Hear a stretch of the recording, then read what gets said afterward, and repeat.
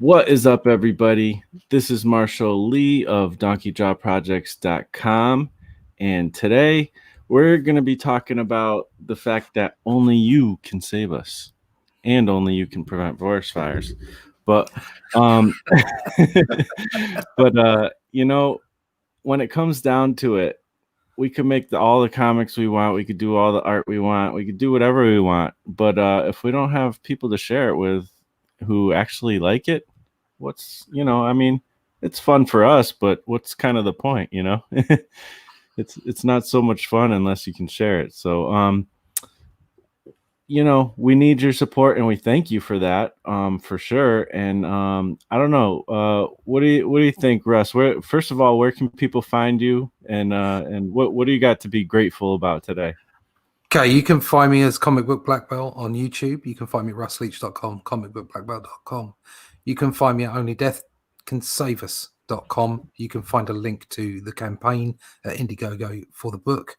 You can find me on the Twitter, on the Fleecebook, on Instagram, and on the Parlay when it works. Yes, I've got lots to be thankful for because, as I've just suggested with my book on Indiegogo, Only Death Can Save Us, and as the title suggests, I've got lots to be thankful for because people are backing my book, and it makes you incredibly humble to just see that people are prepared to trust you. That's because that's what they're doing. They're trusting you with their money, and their money, their time, and their time is their life. They're giving a little bit of life, okay, to you to entertain them. So you must make sure you reward that trust with product, service, and being thankful for their support. So thanks. Yes, that would be what it is. It's just saying thanks to those people. And without them, what are you doing? You're just shouting into the void. Well, that's no good. You want to be communicating. That's what stories. That's why we tell stories. That's why we do it. We're driven to do it. We're the storytellers. Some people make chairs, and they're driven to make chairs. Some people drive lorries, and they're driven to drive lorries. Whatever it might be that drives people, what drives us is that whole storytelling thing and the art. So. So without people out there to support us and to listen to us, read us, enjoy our content, we wouldn't be anywhere, would we? But communication is key. That's what it's all about. Yeah. Sim's just turned up. Hi, Sim, and Frank's in the chat. Yes. What's up, Frank and Simon? How you doing? Thanks for hanging out with us. There's a bunch of people popped up. We got Acid Lace here too. And we got Incognitus. Hola. Hopefully that's how I say it. I don't know. So yeah, that's awesome.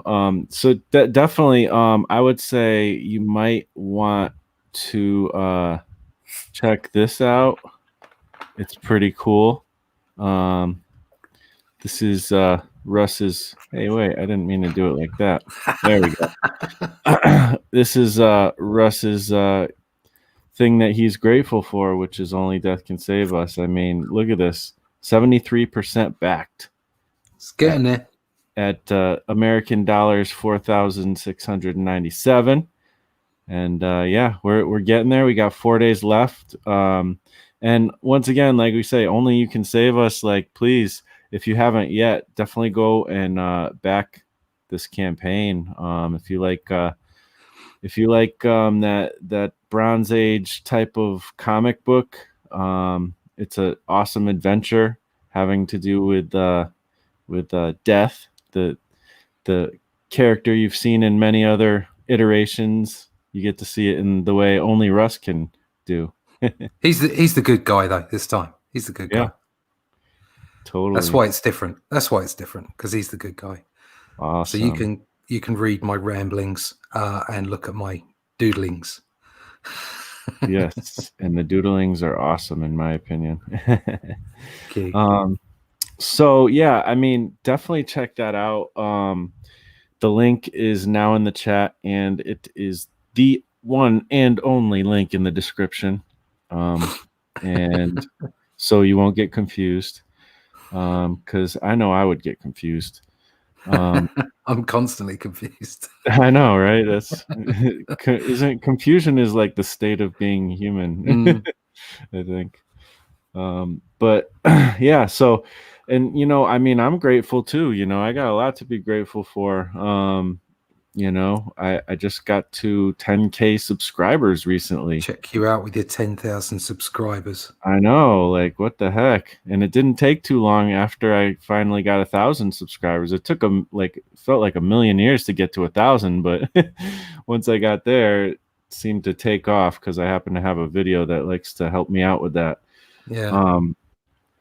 But I mean, thank you everybody who has subscribed. I mean, I've gained a lot of friends in the last year and about 2 years here, and it's kind of cool because it's not like it's just a bunch of numbers. There's a lot of you I have gotten to know through Discord and through just you guys being around in the chat, and it's awesome. It's like, to me, the more creative people I know, the better. Like, that's my favorite kind of people, Yeah, never gets stale. Yeah. And I get to see all the stuff you guys make and how much you participate and all that. It's good stuff. So let us know if you have any questions. We're just gonna kind of chat here tonight. We'll probably get into some topics a little bit, but Anthony says you got this. Totally. And let's see, we got Dale here. Lorries. Yeah, I was wondering. Yeah, sorry. Yeah, trucks. I'm assuming there's American kind of trucks. Vehicle of some sort. Laura, lorries, as they say in Liverpool. What's up, Edwin? Thanks for coming in. That's how they say it. Avocado. Well.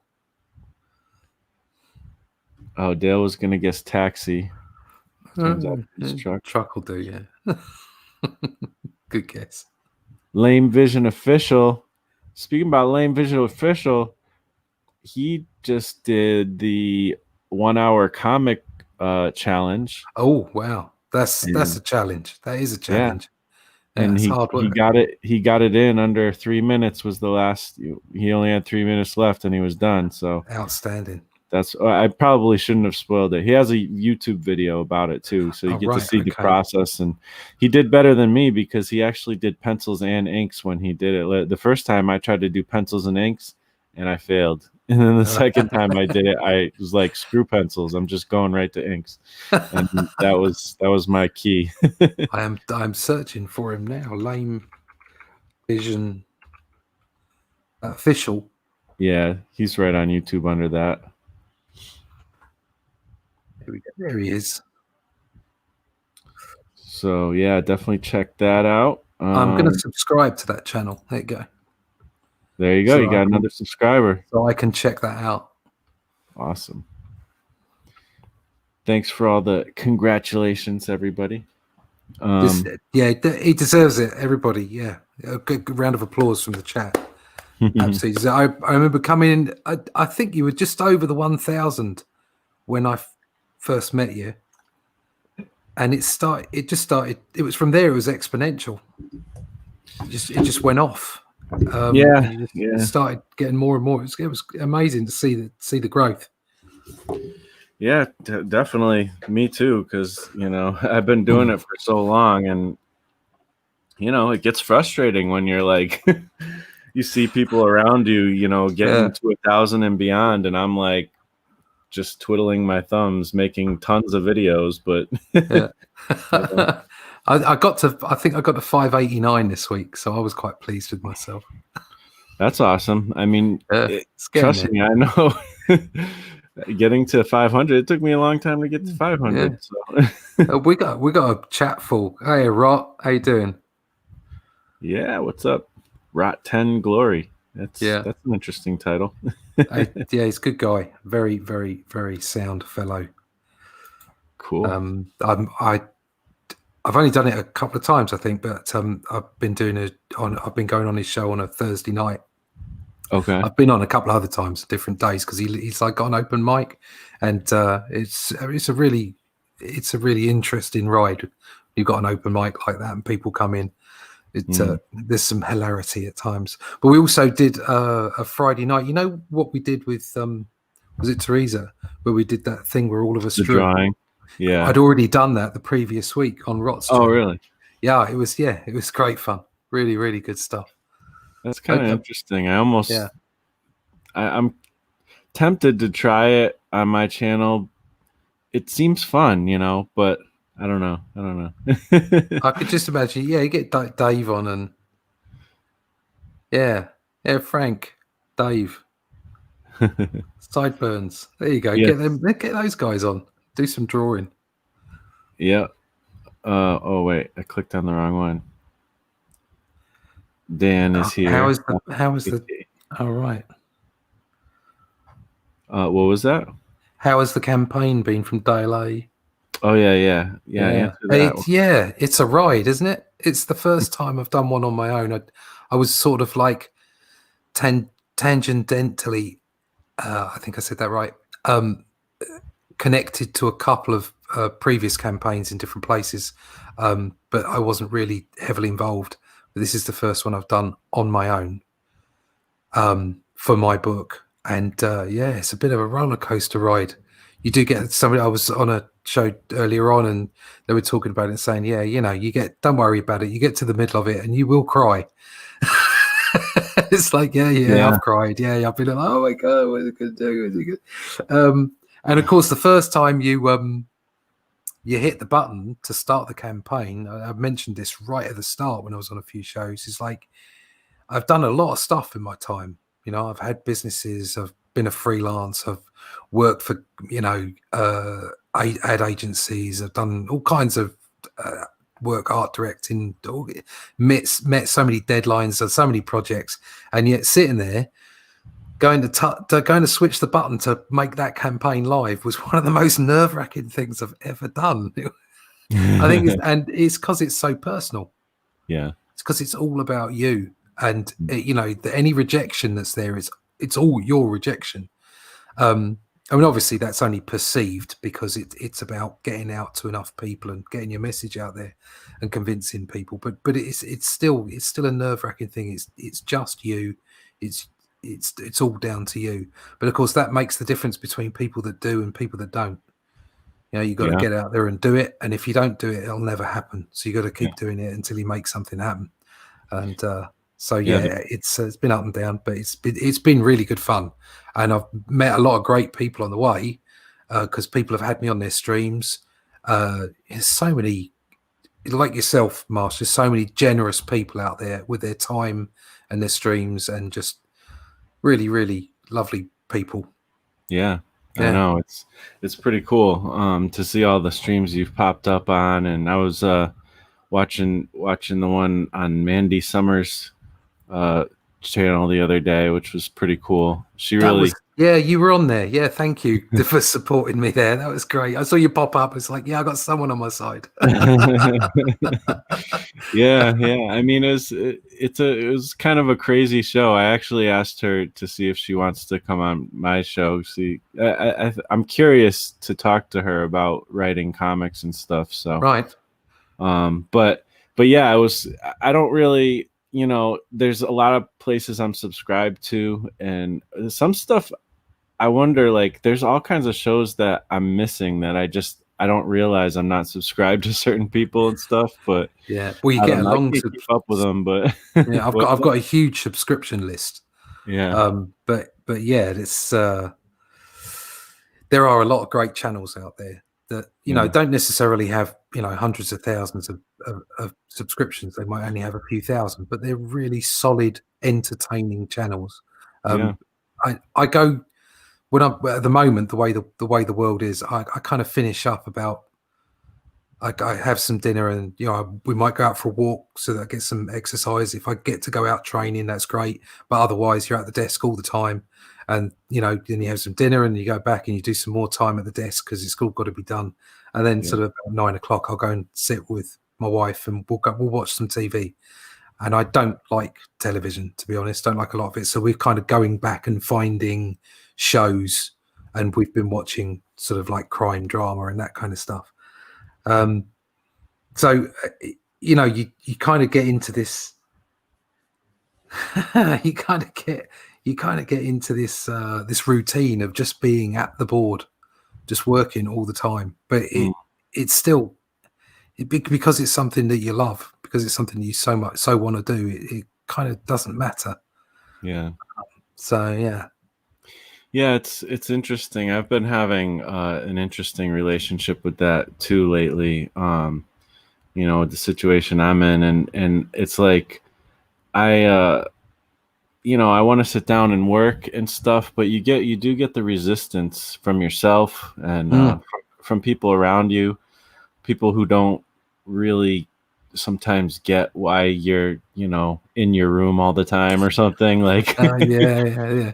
why it's a nice day, what are you doing in your room, or like but I am trying to make sure I keep the social thing going, and I keep the exercise going, and then I keep the art going as well, so you do have to have a holistic approach, I think. You've got to stay balanced. I mean, even at the moment, when obviously I'm up against it, I'm getting everything done because I want to be on time.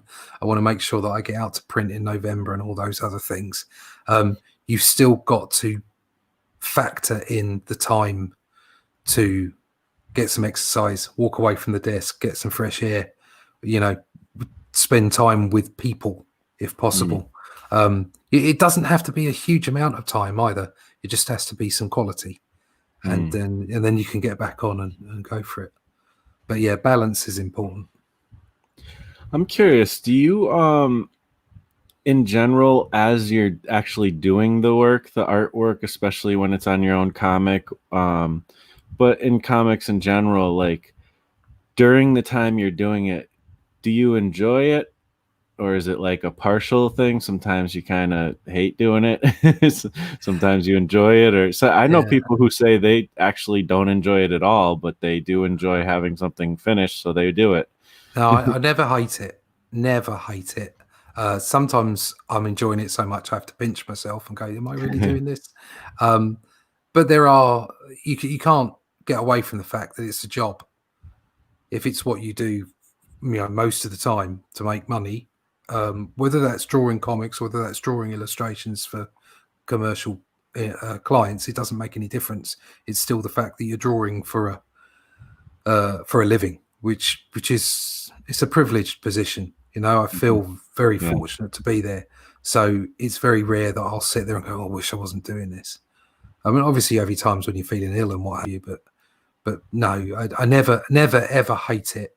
There are the occasions when you've drawn yourself a page and you think, "Why did I draw that? Now I've got to ink it." Do you need like complicated scenes or something, or? No, it's normally the things that really get me are buildings. They're just such a pain to draw. All I want to draw, really. I mean, this is schoolboy stuff, isn't it? It's error 101. You must be able to draw everything.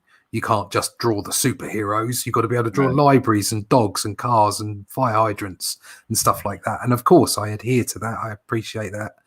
But just like, I suppose, just like, John Buscema, all he ever wanted to draw was Conan, and like slinky girls and tents, because they were nice and easy to draw, and rocks and trees and stuff, because it's all organic and it's so natural to draw and you can flick it in. But when you're drawing buildings, you've got to think about what you're doing, because otherwise it will just look like boxes. It won't have any character to it. So it takes you that, I'll show you something.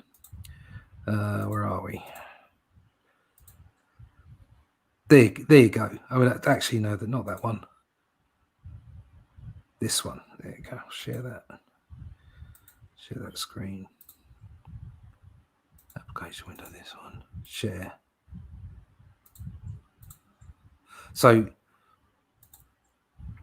this is all great fun. Like Death has turned up, and he's Namtar's down there doing his thing, and the demons are there, and it's smoke and fire. But it's like, I got to draw some buildings in. and I knew that the buildings were going to be there, and I knew where the guidelines were. But you know what? It's like, and the same thing for this one as well. So, like, I got look at all these demons. It's like, yeah, I'm having great fun drawing all these demons, and I know where the buildings are supposed to be back there, but I don't want to draw them. So, since you have these pictures up, I could definitely, it'd be interesting to break down some of this stuff.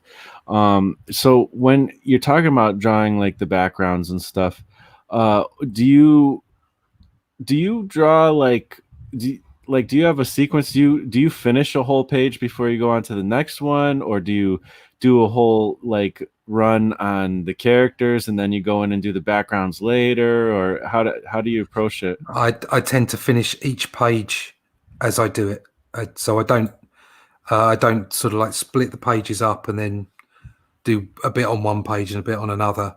I finish it off. Do you go in sequence from page 1 to 20? Yeah, tend to. Yeah. Yeah, okay. I think that's just different. Most people I've ever heard answer that question, they usually say that they kind of go back and forth. No, I think that comes from my production background. So I've got a page set up. I've got pages to do. I just got to get on and do it. I think there's a certain amount of backwards and forwards once you've laid it all down. Yeah. So I always, even when I'm drawing pages for other people, I tend to sit on my pages for a couple of days. Mm-hmm. So I'll draw the pages, sit on them, and then while I'm drawing the other pages, come back in a couple of days' time and see if I can spot any glaring mistakes, which I'll fix, and then I'll send the pages off. Yeah. I also notice in a lot of your work for this project that it's very dense. It's not detail like McFarlane. It's a different kind of detail, but it's detail nonetheless. You're not afraid to draw crowds. No, I'm not. No.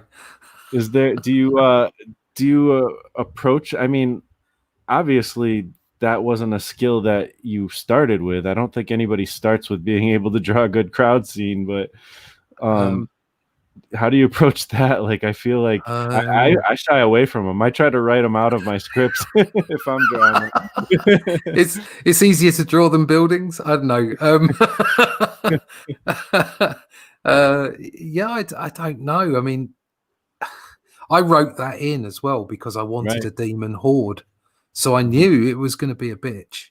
I knew there was going to be lots and lots of demons, and I can't just flick them in. They've got to be there. I mean, obviously, if you have crowd scenes, there's certain ways of drawing crowds. So as you go further back, you lose detail and all that kind of stuff. But this is not the horde that's in this book is a subset. So it's not like millions. It's just, maybe 100 demons, like a forward party, if you like, which is all part of the where that part of the story is. So I don't know. I didn't really think too much about it. I just thought, well, that's part of the story. I need to do it. Something I do, and it makes it. I have to say, drawing digitally makes this aspect of it easier because I still did this traditionally with a light box, but doing it obviously with layers makes it a lot easier. Is I obviously draw an anatomy further than it needs to go. So if a creature is standing in front of another creature, I'll make sure the creature behind has enough anatomy that I know that it works. So, for instance, if the legs of one creature covers the legs of the creature behind, I don't just guess where those legs are. I'll draw the legs in my sketch and my base pencils so that I know that it won't end up looking weird. So when I come to crowd scenes, I haven't drawn everything in, but I've drawn things in so that they make sense, so that there aren't any weird things sticking out or, arms, turning up being far too long. Yeah. Which I have seen in the past. Yeah, no, it can be tricky, and that's an interesting thing to think about because I've run into that, and yeah, you got to kind of draw through even though you're not going to see that part necessarily. Yeah.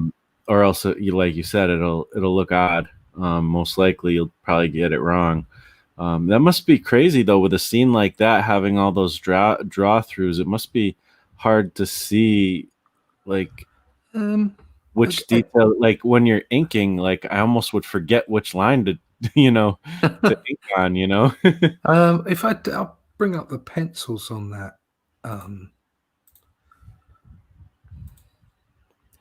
Now, do you do a few hours of character design on each one of those demons with turnarounds and No, I make it up on the. I've got several costumes for the demons, and they've got like interchangeable pads and belts and buckles and all that kind of stuff. And I kind of have them as a library in my head, and I just pick them out as I do it. Yeah, I think that comes from having done a bunch of comics. You start to know what kind of things to add to like a costume, and then you can kind of freestyle it or whatever. That I haven't got that yet. Have you not? It still takes a long time for me to figure out what kind of details like a warrior would have on their armor or suit or whatever. I haven't drawn enough of them, Yeah, I suppose there are types as well, because obviously it comes down to style to a degree.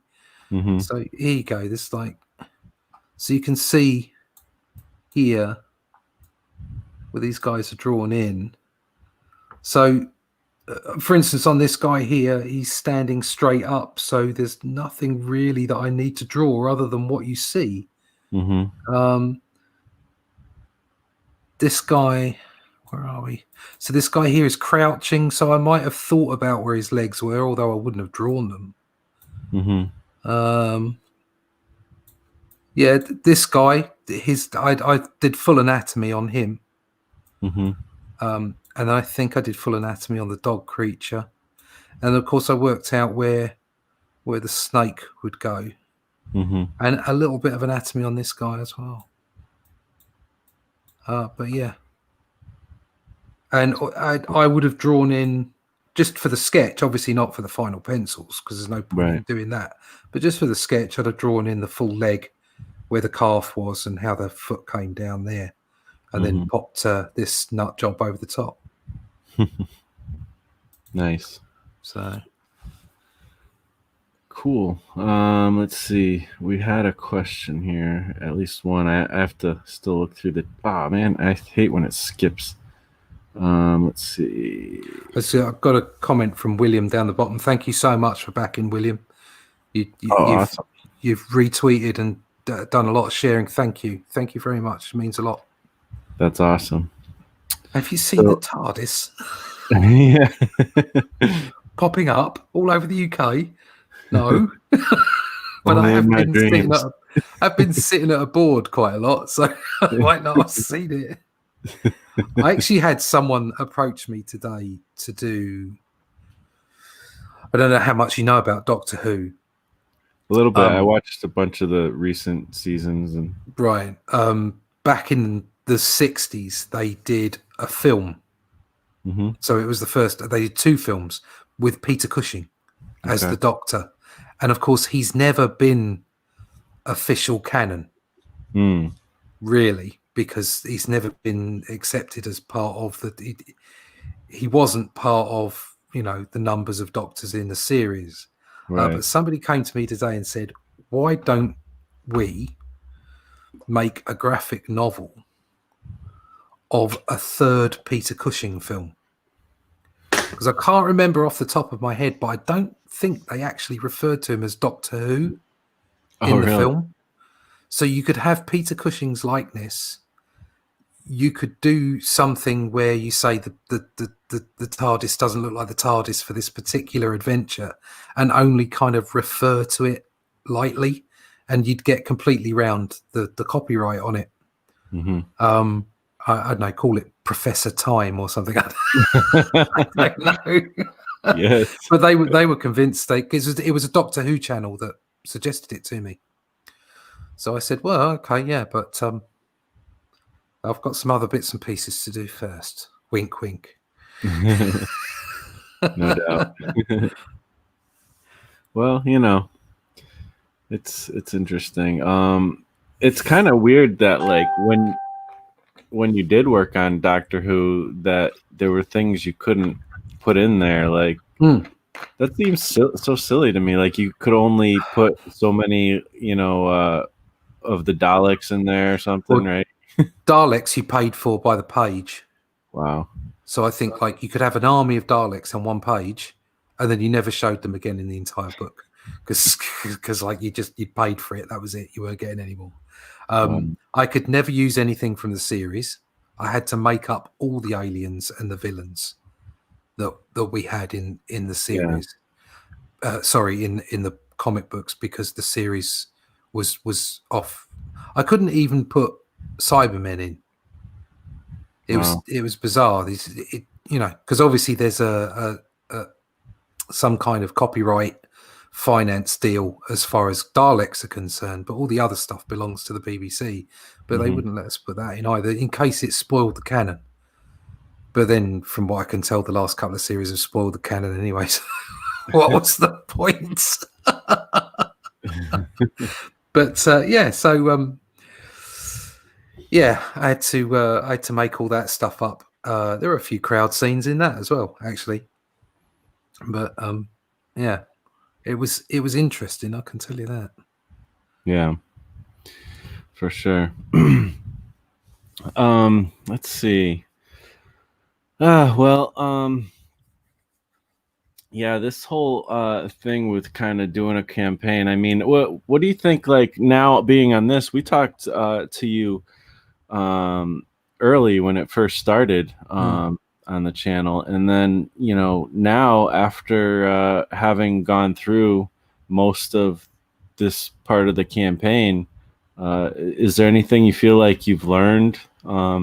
You know, that you could wisdom you could pass on to, say, another young individual who might or might not be putting a campaign out sometime early next year? Yes, I'm sure I could pass some of those wisdoms on. I've actually had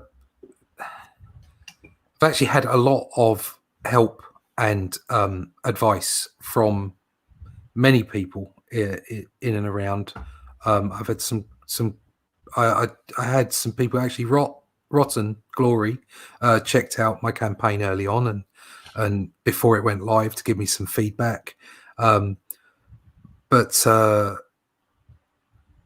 had best feedback from I'm so crap with names, but you already know this. Michael Bancroft gave me some cracking advice on what to do. In fact, some of it I will be acting on soon. So, but not just that. Joe, I can't remember his name. Thunderbuns, that's it. And several other people that Captain Buckerhead was also gave some people on the internet have delightful names. They have delightful names. Yeah, he's actually changed his name. He's Caparticus or something now. But yeah, just really kind with their time and with their knowledge of how to operate a campaign and what was best on a campaign. So all those things, there's too many of them to iterate now. But definitely I'm more than happy to impart that to anyone who wants to ask, because it's just this whole thing about sharing the knowledge around the indie community, indie creators, and you know, it's such a cool thing. And there really is. There's an indie renaissance right here, right now. You know. Yeah, it's here. There's just so much energy going on, so much stuff happening. Yeah, it's pretty amazing. And I was talking to who now I'm trying to think. Now I have to think about names. Nicholas, who was on my show 2 days ago, I think it was. Now, we're talking about kind of this thing where he had done a Kickstarter at one point and it wasn't successful, and then now he did another one and it is successful, like pretty much right out the gate. And I was talking to him, I was like, this is one thing, is like part of it is the timing. Like right now, it just is a really good time to do it, especially if you have something that's substantial, especially if you have gained any kind of following. It's the time is ripe, to really make something happen. And I don't think I also would couple that with Peter Samedi's advice with don't rush it. Make sure you make a decent project first. Don't just like throw anything out there. But if you got the something worth sharing, it's time. It's a good time for it. It's letting the market decide. I think possibly I might have done better sooner a couple of years ago because there was just fewer projects out there. So it's much harder to get yourself seen at the moment because there are so many wonderful projects now going on. People have got the idea that this is the way to go. But at the same time, if people didn't know who you were at all, and you hadn't gained any contacts and networking and met other people to sort of percolate the idea out to everybody, and the idea itself wasn't well formed enough, then it's not going to do well, no matter how easy it is to see it. It's got to be the right thing, and it's got to be the right time. So I think you've got to let the market decide. Much like Wright is saying, DIY is the future of everything. It's like you've got to get out there and do it. There is no mainstream now. When I came back into comics 10 years ago, when I started freelancing as an illustrator 10 years ago, I thought, right, I'm gonna, I've had my time doing what I'm doing in production and what have you. I'm now going to do what I really want to do, and I'm going to change my career. And off I go, try and be an illustrator and hopefully get comic book work. And my aim then, my final goal, was to work for one of the big publishers. So I wanted a page rate, and I wanted to work on something that was recognizable. Some of that was some leftover naivety. Some of it was just not understanding that wasn't necessarily what I was about. And fortunately, I got to work on some fairly big titles. So I got to work with Doctor Who, I got to work with Cartoon Network, I got to work with Marvel on their art book. So I got to do lots of the characters, and I kind of got that out of my system. And then slowly the landscape changed under me. It's like the comics have radically changed, and the way that you get comics out to people have radically changed. The environment has radically changed. The way that, which is a very sad thing, the way that some professionals have interacted with potential customers, the way that some corporate elements have treated their customers with contempt in some cases. The idea that you can go looking for one market at the expense of another, which to me has got nothing to do with ideology and everything to do with really bad business sense. Like you should be able to get new markets and keep the ones that you've currently got happy. You should be able to do it all, okay? Because the people that you've got currently won't be unhappy as long as you service them correctly. But all that changed. It's all completely changed. And of course, Kickstarter and especially Indiegogo, for the kind of comics that we want to create, I think they've exploded, and the indie world has exploded with it, and it's such an amazing energy for creating indie comics now, and connecting directly with your reader, your consumer, your customer, and your customer not just getting a book, but getting to feel like they are part of the process. Yeah. And we're connecting with customers, with readers. I won't call them fans because I don't like that I like their readers, their consumers, the people that we're thankful for, like this video is talking about. We're thankful for those people, and you have to do it yourself. You can't just look for the page rate, because that's not going to happen. There will be page rates along the way, and I'm sure that I'll end up working with some great people on their projects at some point, and I'd love to do that. But you've got to make it for yourself. And like I say, when I first started out, my target was to work for big, well-known corporate publishers and their IP. And now that has completely changed. I'm not interested in it. I'm a whore. Okay, I'm an art monkey whore. So if somebody offers me to do something that I've loved since I was a child, of course I'd do it. But because it's a job, I'm still a freelance, professional looking for work. Right. But I'd rather do my own thing. I'd rather be left to get on with it. And if I can continue, doing the occasional bit of storyboarding, then I don't need the work from the bigger publishers anyway. I can focus on my own intellectual property. Yeah. And go that route. So I've completely changed my viewpoint on where I want to be and what I want to be doing to 10 years ago when I first started back into comics. Yeah. So it's amazing the way the landscape has changed. And right, is absolutely right. You got to get out there and make it happen for yourself. Don't expect to get a page rate from a big company, because first off, the page rates aren't that great. And as much as we don't like the fact that some of these people, some creators from the bigger companies wander around like they're celebrities, which they're not. What they are is very well paid, and there's only a very, very few of them. Yeah. So it's like going to the X Factor and hoping that you're going to be the next, Elvis Presley. It's so rare. Just don't do that. Doesn't mean you can't, you can't reach for the stars, because if you reach for the stars, you're going to reach the moon at the very least. You know what I mean? You're going to make it up there, but don't look at them to give you that final place. Look for it for yourself and carve your own place. And I just, and it's not just me. I think there's so many of us doing it at the moment. It's just out there. Indiegogo and Kickstarter, if that's your poison, they democratized us making our own books and getting them directly to potential customers. Totally.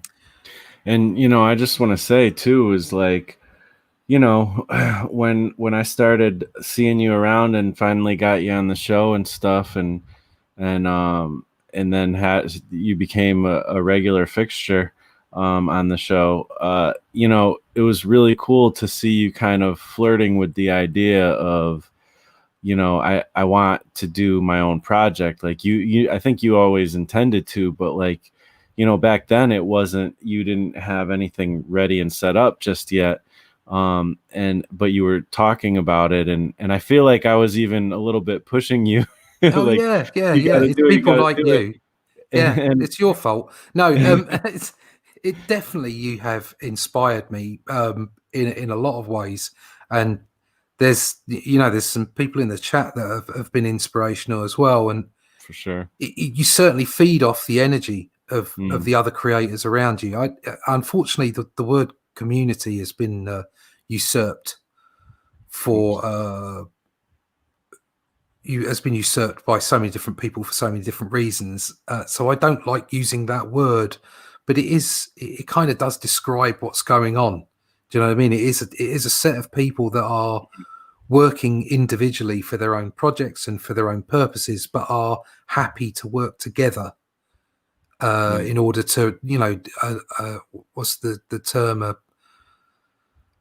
A high tide floats all boats. Right. Like everybody comes up with it. Everybody rises together, because we're all working on quality products and quality projects, and all sort of like interacting and putting people on each other's streams, and like talking, making sure that the ideas and the projects are out there and people are seeing them. And it's a very exciting time to be working in indie comics. Yeah, and like, I feel like it was you know there was this thing where I was working on my comic for every day for at least a half an hour. That's what I'm doing again now. I'm back at it. Cool. And that's you know I remember you being like, that's really awesome that you're doing that, but I have like a bunch of things I have to take care of. I have, all these other projects that I have to get paid for and stuff. And I was like, I totally agree. Like, I respect that you are still making comics anyways, half the time with those projects. But it was really cool to see you finally be like, all right, I'm prioritizing my own project and I'm going to start working at this thing as much as I can. And you did, and now you're like so far, so much very close to the finish line with that. I'm sure you Yeah. got a lot of more work to do, but it's like, wow, like, it's awesome. Well, it is. It is. I'm really, chuffed with the whole thing. But it has been a silver lining. I mean, 2020 has been crap for a lot Mm. of people. Oh yeah, it's Um, a lot of but our work years. yeah, but I managed to use it to my advantage because the work that I had that was taking all my time. Um, I decided that I was going to give one day a week to my own project, which in part is like, some of the influence from yourself. You always gave yourself that time that you had to use. So I felt, well, the least I can do is do the same thing. And so I was going to give a whole day over per week, per working week, to my personal project. And then the beer virus came along, and all the work fell away. Mm. But fortunately, our government gave us a furlough, um, and I've used that to create, hopefully, a new revenue stream moving into the future. I mean, obviously, as with any business and project, you're not going to make money on your first round. Right. So I don't expect to make money on that first one. I expect it. I hope that I will, hit the target, fulfill the project, make sure everybody's got their book and that they're really pleased with it. Mhm. And then from there, I build on. And if if I'm doing my job correctly, if I'm putting good books together, then I can only increase from that place. But that Mhm. was all down to a silver lining. It was all down to a whatever the year took away from me, it gave me that. Mm. So you have to. I suppose it's just that the moral of the story is just take life by the horns, and just Right. do what you can with it, because you ain't gonna get a second chance. Yep. Totally. Certainly can't stagnate. Or you No. can, but it's not really, I don't know. It's not the way I want to live my life. Um, so the other thing too that you mentioned was you wanted to work at like Marvel or DC or something. Mm, I feel the same way. Like, I didn't want to work for I don't know that I ever wanted to work for Marvel or DC because I don't want to work on other people's characters, but I was energized from the Image guys yeah. to work on my own characters, and I didn't know how that was going to take shape. I kind of always thought, well, I guess I'll try to get into Image or something, and then 3-4 years ago, I even was like, you know what? I need to, because you hear like these things with like people talking about like motivational speakers or entrepreneurial people or whatever, and they're like, you have to have a big goal. You don't have like small goals, have a big goal or whatever. So I'm like, well, what's my big goal? Like, I don't really know. And then it dawned on me. I'm like, well, I always wanted to get published. I always wanted to like make my own comics, and really the best place to do that, the best deal in town really is like Image Comics. And also I love the history of it. I mean, it gave so much to me. I'd want to at least have one book there someday. And now Kirkman came along, and I'm like, he's got like the same image as the founders, or the same energy as the founders. And it was just like, okay, this is going to be this is my big goal, is that I want to get published at Image Comics. And then Alterna came around. and indie crowdfunding was already there, but I always figured, since it's been growing, that I'll be doing that as well. But like, it started to even get bigger and bigger. And I realized that Alterna actually has a way better deal even than Image. Yeah, a lot, yeah. And they're doing it on newsprint, which is what I already wanted to do. Like, I was trying to figure out how I could do that anyways. Like, and so now it's like, I don't even want to be, published under Image anymore. Like, there's a lot of things that reasons why I wouldn't want that. Like, so, I mean, I'm not to say anything bad about, Image. I do, I still buy their comics from time to time and stuff and dig them. But, it's just the new ways of doing things are just that exciting. Like, it's like you said, it's a new like renaissance of comics, and I think it's pretty darn awesome. And I remember a time where I kind of felt like you can't really make it in comics, and now I don't feel that way. Like, I think if you work hard enough, you actually, I think we haven't seen the levels to where you can thrive in comics right now. Oh no, I think we've got an open book now from any kind of disaster, and this year, and the comics industry has been a disaster. Yeah. There's the opportunity for growth. There's the opportunity for new ways to do things, and the seeds for those ways of doing things have been in the ground for a couple of years now. Yeah. With crowdfunding and what's been going on. I would have loved to have seen Only Death Can Save Us on newsprint. But it's just not something I can do. But I think you're right about the way to get into comics. It's so open-ended now, and it's only going to get more so. But the more that the normies start going to places like Kickstarter and Indiegogo for their comic books, the bigger and bigger it's going to get, because there is a market out there for comics. There is a market out there for kids comics as well. It's just getting them in front of people's faces, and slowly, as it becomes a more normal way to go and get something. So it's far easier for a normie to virtually walk into Indiegogo and buy a comic than it is for them to walk into a local comic store. It's the nature of the beast. Unfortunately, that's just the way it is. And it's all they've got to find. All that's holding it back, I think, is just the general understanding and knowledge in the potential customer base that it's there for them to go and use. I think over a period of time, it will become a far more normal place, normalized place to go and get your comics from. And people will be looking for different things. You can already see that people are getting fed up with current intellectual properties, and they're just not working anymore. Lots of reboots and remakes and all that kind of stuff.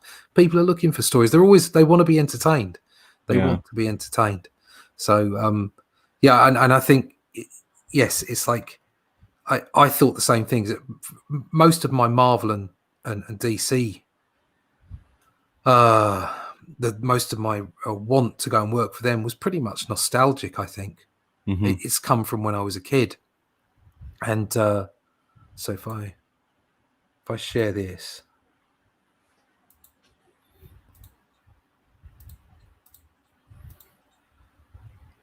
So I was able to draw stuff like this for Marvel.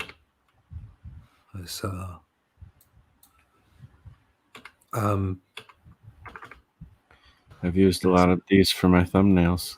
Yeah. So I got a lot of this. So that this is totally a trip down memory lane. This is like from when I was a kid and I bought Captain Britain, and I was able to effectively write my own brief and do a tutorial around Captain Britain fighting Captain America while the Red Skull laughs in his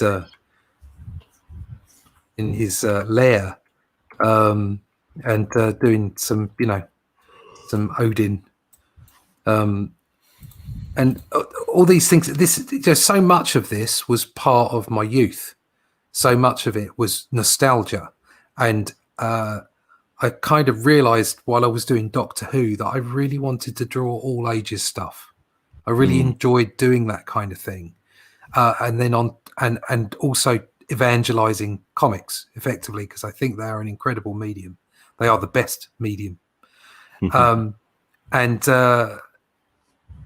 then on top of that, realizing just how much of it was nostalgia, and the way that the whole landscape of comics was changing, I came to that conclusion that it's like, no, that's not where I want to be at all. I want to be making what I want to make, not what other people want to make. I want to be making what drives me, what I think is going to make a great comic. And it just is inexorably, it leads you to that point, doesn't it, where you think, well, I've just got to do this on my own. And it's like a perfect storm, because if I'd have decided that 5 years prior to that, although obviously people like what's his name, Brian, Lady Death, is it Brian I can't remember his name. I don't remember. Yeah, I can't remember. Anyway, I mean, he's obviously been doing it for 4 or 5 years, so he found that out really early on. I didn't. I wasn't as clever as him. But if I'd have tried doing this maybe 5 or 6 years ago, it wouldn't have worked. So it's now working for me because there's this perfect storm. You've got crowdfunding working. You've got a really vibrant indie scene. You've got the whole world sort of, or the whole, consumer world, as it were, thinking, well, what's next? There's just opportunities, and now's the time to dive in. I suggest everybody gets involved. Yeah. Anybody who loves comics, wants to be part of comics, just wants to read comics, just get involved in the indie scene, because that's where it's all at. Yeah, and I think you're right that people want all kinds of different stories, and I also think that a lot of times we think about serving the comic reading audience, and that's absolutely part of what we need to do, a big part. But I personally, I believe that there's a huge comic reading audience who have never picked up a comic book in their life yet, but they would love it if they tried. And we just haven't been able to reach them because we have gatekeepers who like to, consolidate the market into their own little hands and not really kind of share things. For whatever reasons, whether it's, and there's lots of reasons. There's ideological, financial, corporate. There's all kinds of reasons why these things happen, and there's all kinds of reasons why there are gatekeepers. But it's, we're starting to go around them now. Yep. and it means that, once the potential audience, because obviously not everybody's going to want to read a comic, not everybody's interested in fantasy, sci-fi, but obviously comics can be lots of different story types. They don't have to be that way, but whatever potential audience you've got are going to be mixed up of different people who like different things. But once you get that potential audience to understand where they can get their fix, that's when it's all going to go boom. Because I think we could be seeing the kind of indie scene I see over the next 10 years is almost like the resurgence of vinyl. I think people could be like, I want books. I want nice looking books. I want color books. I don't want to. I want to look at the pictures, but I want to read something as well. I think comics are going to be it. Yep. Lame Vision Official. I really wonder where indie comics publishing will be in 10 years. And Russ kind of just mentioned, kind of what he's thinking. And, I guess it's kind of almost impossible to know for sure. Like, it was impossible to know that what happened this year would happen. I don't know what the world's going to look like in 10 years. No. But, I don't know. I think there's a huge potential, for sure. And, I don't know. I feel like there's a lot of people who are learning a lot of lessons that the big two didn't want to learn. Hmm. So, you know, I mean, I've talked about it many times about manga comics. I feel like I've learned a ton from studying what manga does. The fact that they dip into all kinds of different genres. They got everybody in Japan reads comics. Not just kids. You got moms who read comics and dads like it's not a kid thing necessarily, and they read all kinds of stuff. Um, they have like they also put out comics in a way that is easily and cheaply consumable. Um, Hmm. that's what I love about Alterna. I can't wait till I have a comic that I can sell for $2. Like Oh, I I'm wish I could. Yeah, I'm like that's yeah. one of my big goals, because I don't plan to make a lot of money off of that either. I don't care about the money I make off of a $2 comic. I care about getting my story to people who would like to read it and enjoy it. Hmm. And there will be other rewards that come from that, but I just want people reading the story first. I don't spend all this time making a story just so somebody can guilt support me, and then not read it. Like that's No, not no, what my aim is. no. No, no, that's it. I mean, there is this. There's obviously this balance. You want to be paid for what you do, and you want it to be a viable business proposition. But at the Mhm. same time, you're not just doing it for the money. Because if you were just doing it for the money, if I was just doing something for the money, I wouldn't be doing this. Okay, I'd be doing something else if it was just for the money. Because I've earned far more money in other things that I've done, and I Right. know that I could go and earn more money doing something else. Um, but you do have a business aspect. It must at least earn something for you. It must pay some bills, but at the same time there are other ways of making more money, so you're there to communicate. You like I said, we're the storytellers. There's people do different things in their lives, and some of us are here to tell those stories, and other people that don't tell stories, that might do something different with their lives, are eager to consume those stories, because all of us as humans, we all have imagination and we all want it stimulated, because Mhm. otherwise what's the point? Yeah.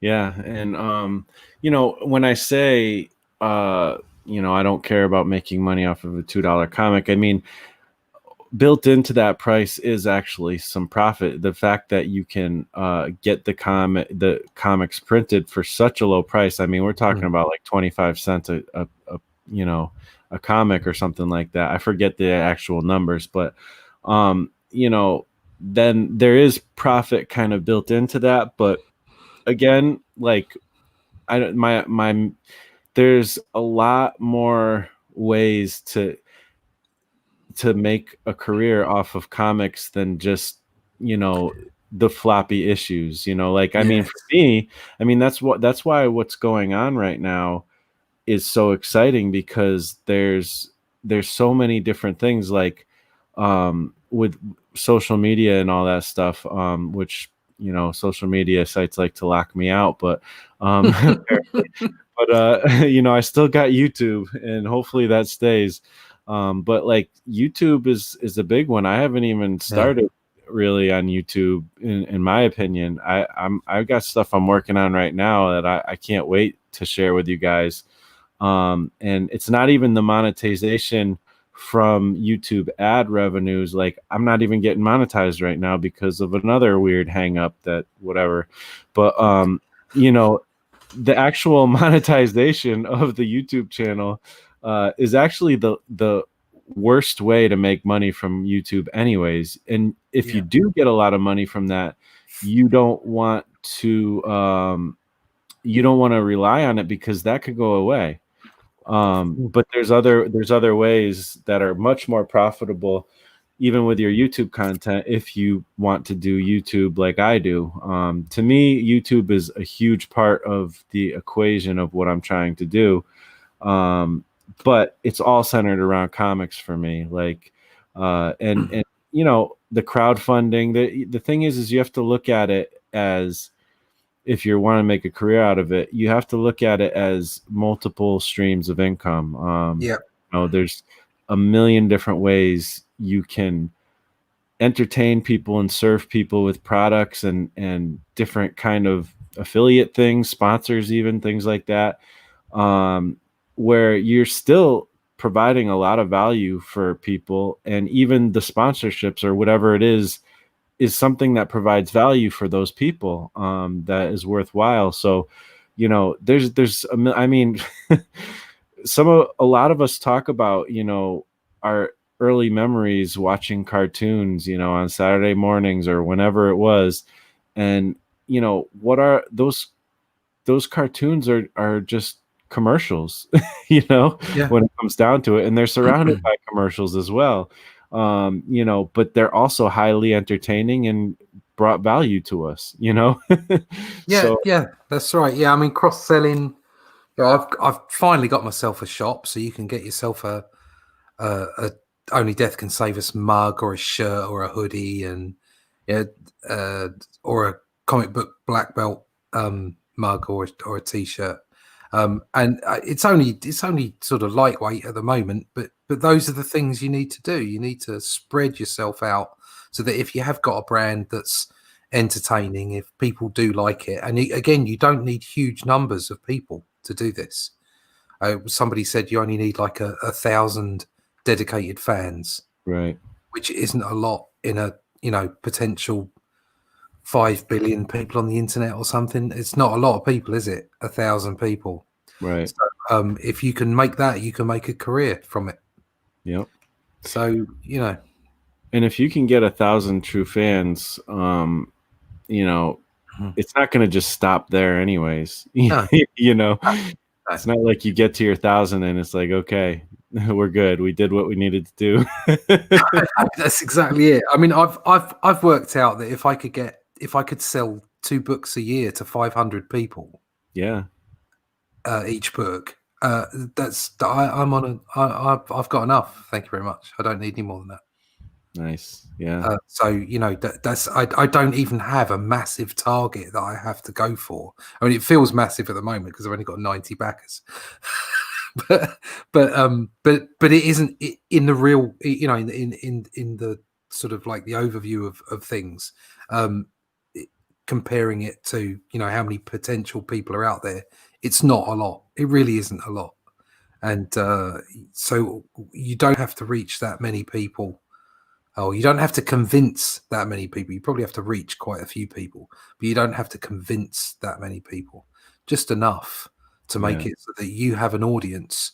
And you can also, I mean, there is something to be said for this sort of artisan way of making comic books, and or other similar products, and saying, well, you're servicing a small audience and you're keeping that audience very, very happy, and they're keeping you in a job. That's fine. You don't need a massive. None of us, we don't need to be millionaires. You know, I'm not going to throw the money out the door. Obviously, I'll take it, but you don't need it. It's about that interaction between you and your audience, and if that audience is enough to keep you, you know, paying the bills and keep entertaining them, then it's a fantastic trade between the two entities. Yeah. Well, I mean, to me, a lot of people, I think a lot of creators, we were talking about this yesterday with Frankie. A lot of creators have this kind of weird relationship with like money and what they think about money. And a lot of them, it's almost like a badge of honor to to act like you don't want money, or or you like Screw that. That's stupid. there's like money's evil, and we don't want to be part of that system, or you can get people get really artsy fartsy sometimes with it. No, that's just stupid, because And- you need money to live. It's just the way it is. right. Well, you're an adult, so you understand.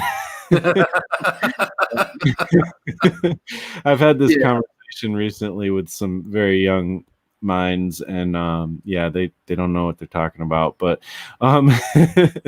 but but that being said, like, the thing is money is not evil. There are people who use money, and I it's there's always that saying, money's the root of all evil, but that comes from actually a biblical scripture. And that scripture is not that. It says the love of money is the root of all types of evil. And that's the problem. People who love money so much that they sacrifice, humanity for it. They sacrifice their family, they sacrifice anything and everything, and do pretty wicked things. That's the problem. That's what the problem is. It's not the actual, dollar bill or whatever that you hold in your hand. Like that, there's nothing evil or good about it. It's money for money's sake. Mm-hmm. Yeah, that's the problem, when people are just looking for more money, bigger house, bigger car. And again, there's nothing inherently wrong with that. But if that's all you're after, then you're kind of missing out a little bit.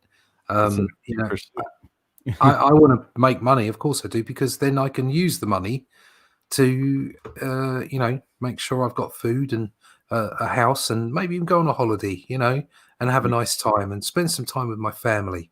That's what it's there for. Because unfortunately, we can't just remove the money, because that's not the way the world works. You have to live with the world that is at hand. But yeah, just wanting money for the sake of it, that's where the problems lie, I think. I want more money. I get more money. I'll be able to make more money, more comics. Yeah. That's cool. Yeah. I mean, but that's using your money for a purpose. It's not just for the sake of having more money, is it? It's to make more wonderful retro comics by Peter Palmiotti. Go check him out. Yeah, definitely. I mean, it affords freedom to do more, and another thing too is, I think we have this feeling of like, I just got paid by somebody, and there's this, and then there's this like this kind of concept of giving back, and I don't like that concept. I don't believe I ever took anything from anybody, even if I made money from them. The fact that I got money from them is because I gave them something. Like like that. It's a two-way street. I'm giving you something valuable, and you're giving me something valuable. It really is still just a trade. Money is just a way to make trading easier. Now I don't have to worry about the fact that I don't have a harvest of apples to give you for your chicken. Exactly. That's because the season is off. I don't have a chicken, and you don't have a book, and I don't have a chicken. That's not the way it works. I see it sometimes when I see some of these pie charts where people do a project and they go, look, we're not taking any money out of this project. And you think, well, why not? There's nothing wrong with that. You're making a product. If it's a product people like, then they pay for the product. They are not paying you with this abstract thing called money. Like I say, they're paying you with time, because time equals money. They use a little bit of their life to make some money so that they can give it to you, so that you can give them something that you made from a little bit of your life. Yeah. It's a transaction. Yep. It's a good moral, if you like, transaction, because it's something for something real. Their time is real, their life is real, your time is real, and you're swapping those things just in the guise of money and product. And there's nothing wrong with that. So the bigger part of my pie chart there is for profit, the better, because it means I can make more books, like Peter's saying. And and also this thing about profit is like, well, where does your production time come out of that? Yeah, in the way that I work, in the way that the tax laws work in this country, everything I make is profit.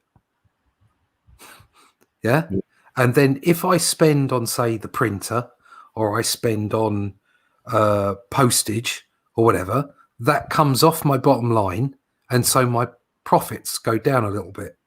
Mm-hmm. So effectively, if you're making another one of these pie charts for your project, and there's a bit in there that says for the penciler and for the inker, well, that's the penciler's profit. Mm-hmm. Yeah. Because they're profiting from their own time. Yeah. Okay, it's not just you've got to be paid and then a little bit on top. No, that's what you get for doing the work. Again, it's a transaction of time for time. Yeah. So I don't understand where people get off on that. There's somebody in the chat, who was it? Yeah, Acid Lace. Kids say they don't care all about money, say that because their parents pay for everything, and that's going to get old quick. It's not real life. I'm sorry, but that's absolutely true. Yeah. I taught my kids to pay for everything for themselves when they lived in a shoebox at the end of my garden. Yeah. I was talking to a kid recently about this, and they're like, I hate money. I don't want to do a job because I don't want to put out any effort and this and that. And I'm like, this kid was too young anyways. They're not ready for that. But like, I was just like, if I felt like, I'm not the parent, but like I felt like if that was my kid, and I'm sure that parent is going to do what they need to do as well. I felt like I can't wait to kick this kid out so they can learn. Not because I want them to be out of the house, because I want them to learn what reality is. Like, they need to learn that because they obviously don't understand it yet. Yeah. Well, unfortunately, parents don't. You shouldn't have to kick your kids out for them to learn about life. As a parent, you should be preparing them for life. Right. And that starts early on. You give them some pocket money, but then they have to pay for something with that pocket money. They have to know the value of what they've got. They have to understand the value of, like I was saying earlier, time and money. They have to earn the value of things, the value of people's lives, and the value of their interactions. And if you can give that to your kids, then they when they get to the point where they need to go out of the real world, they'll work it out. Yeah. There's always going to be, I mean, my kids weren't as self-sufficient at the age I was when I left home. I left home at 17. I had to go out and find my way. Okay. Mm-hmm. But then I had a helping hand every now and then, and what have you. People do help each other. Families help each other. There is absolutely nothing wrong with that. But if you give your child everything, mm-hmm. And they don't appreciate not having, then that's not going to help them any more than it's going to help you.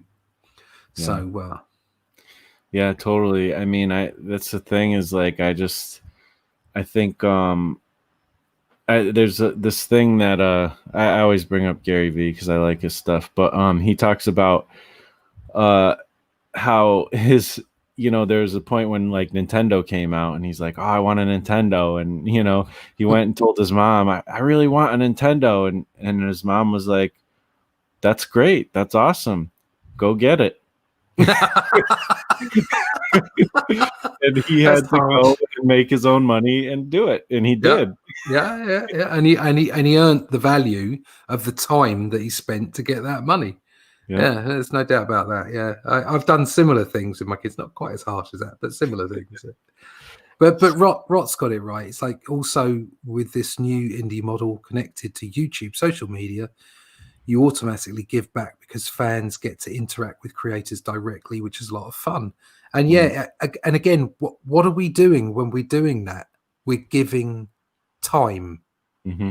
Yeah, time of it. So for instance, I'm not suggesting that what we're doing now is like in some way very valuable to someone who's watching, but at least the people that are watching are interacting with us. We they're giving them their time to us by watching us, and we're giving our time to them by just sort of like shooting the breeze and discussing these things.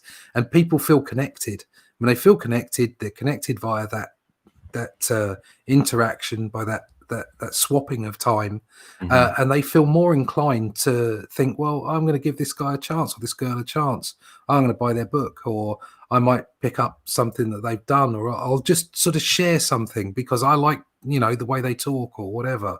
And social media is just, some of it's just so damn horrible, but I think it's only human nature that's made it that way. People have become, this is so easy for people to attack each other online because they're not face off. Nobody ever, I don't seem to ever get into a row with people face to face. I've not quite understood why.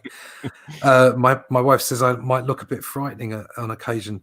But well, that's because you wear your black belt outside all the time. Yeah, I just wander around the street with my black belt on. Yeah, that's the first way to get yourself hit on the back of the head with something.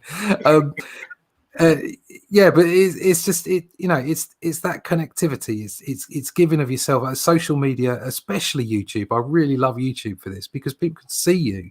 They can see when you're not being real.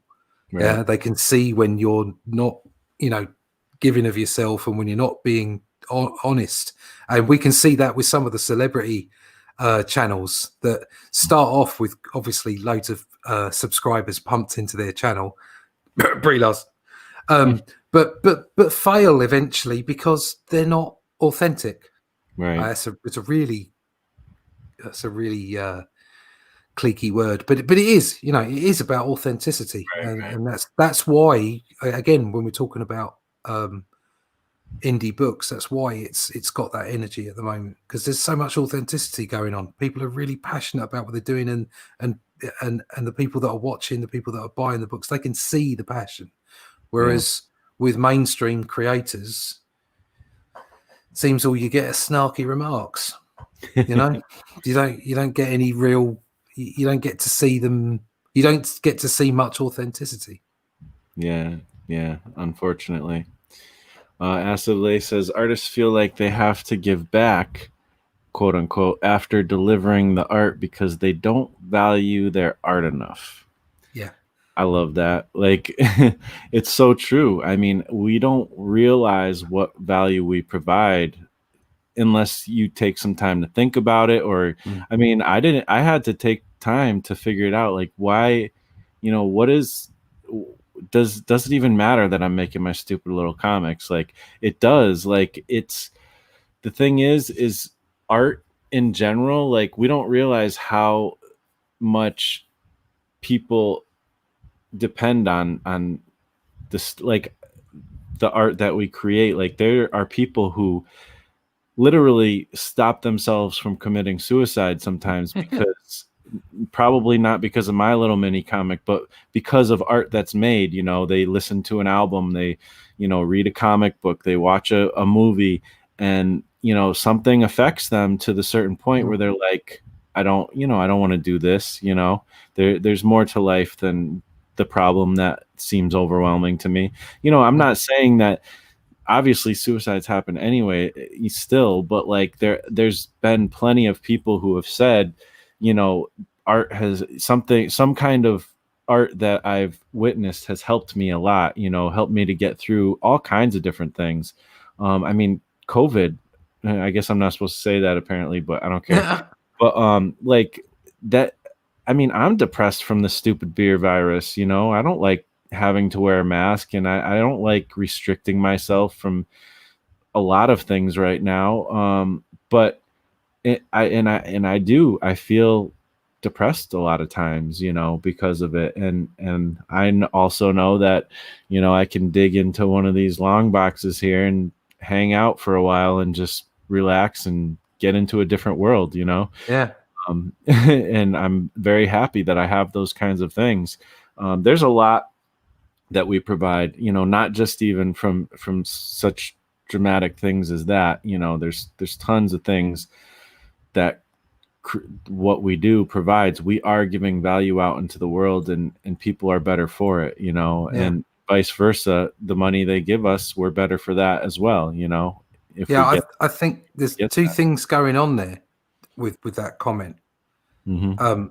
There's the one thing that society in general, Western society, Mm-hmm. is very dismissive of comics and can be dismissive of art and artists. It's like, it's not a proper job, is it? I mean, I've said that myself just in jest, but it's like, oh, it's not a proper job. Do you work in a bank? Do you work on a building site? Do you work in a shop? They're proper jobs. You're an artist. That's not a proper job, is it? And that is it pervades society. It's in there, and it is difficult to get away from that. So that's the first problem. The second problem is a lot of young artists who aren't ready. Mm. They want to be appreciated for, like excellence, but they need to put the effort in first. Mm-hmm. And so they come over with this giving back thought process where there's some kind of exchange after the event.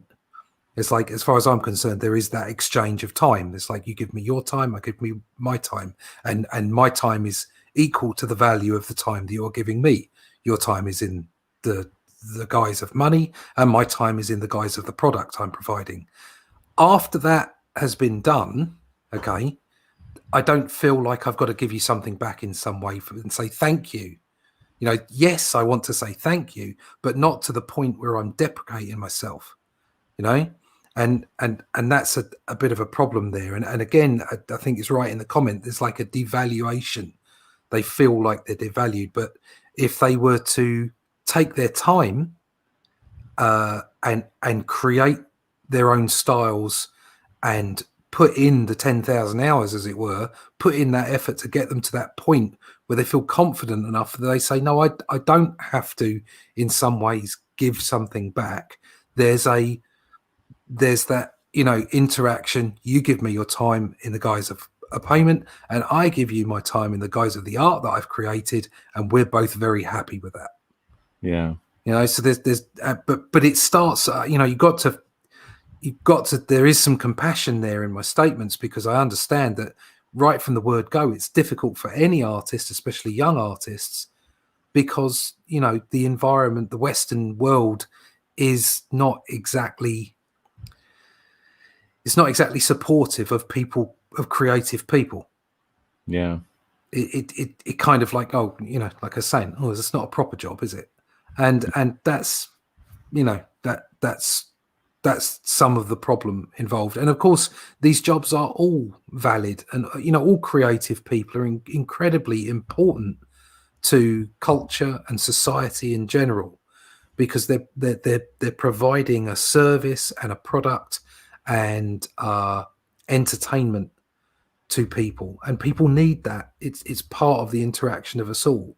The problem is it's let down by extremes, like, I don't know, Hollywood celebrities who are paid ridiculous sums of money for pretending and twirling about, and then try and tell us that we're all scumbags at award shows, and that's kind of muddies the water for other creative people. Yeah. One thing that celebrities are great for is telling. They are easily, definitely the final authority on everything political. So we can for that. just ignore them. They'll go away eventually. Yeah, probably sooner than later, to be honest. Yeah, hopefully, yeah. So, one thing that I think is really cool is this really cool comic that you got going here. So, everybody who's out there, please, we would love to see you hop on this and support the project. And I mean, you're gonna get a good book. You're gonna get a really cool book. I can't wait for it. It's got heart. it's a good stuff. I mean, I've looked into it. I've researched this. I think the creator might be pretty good dude. Thank you. You know, no, but this is really, you know, I don't think anybody's going to be disappointed with how this comes out. And you know, I would say please, you know, spread the word about it too, because one Yeah. thing that I feel like with this project is obviously the quality's there, the storytelling's there, the art's there.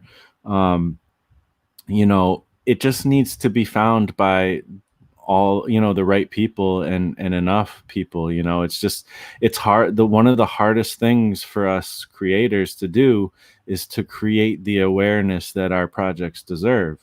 You know, it's just takes a lot of work to do that. You know, Yeah. it's not necessarily um the lack of value that we bring. It needs just more eyes on it. So please, you know, share this out and consider contributing as well. I think it's cool. Thank you. Thanks to everyone who has so far. And if you've, you know, if you've retweeted or shared it, thank you to you as well for doing that for me. And if you can, keep sharing and keep retweeting it. So hopefully I can make my target, because I'd really like to make more of these books once I've done this one. I've got a couple other projects that are kind of being floated. Not too far away from where I'm sitting right now. But once I've done those, and I'm back on the trail. I'm back onto the second book. I've already written the story for the second, or the plot for the second book, and I've got an arc of 4 books that I'd really like to get out there. So yeah, keep sharing, and if you can back, that would be fantastic. Anybody watching on the replay, if you can back it, thank you very much. And you know, this is the first step. You know, like you know, this is, I think one thing about getting comics out there is you have to kind of create a body of work, and the first one is always the tricky one, and then the second one's a little less tricky, and then the third one you might have some momentum going, you know, type of thing.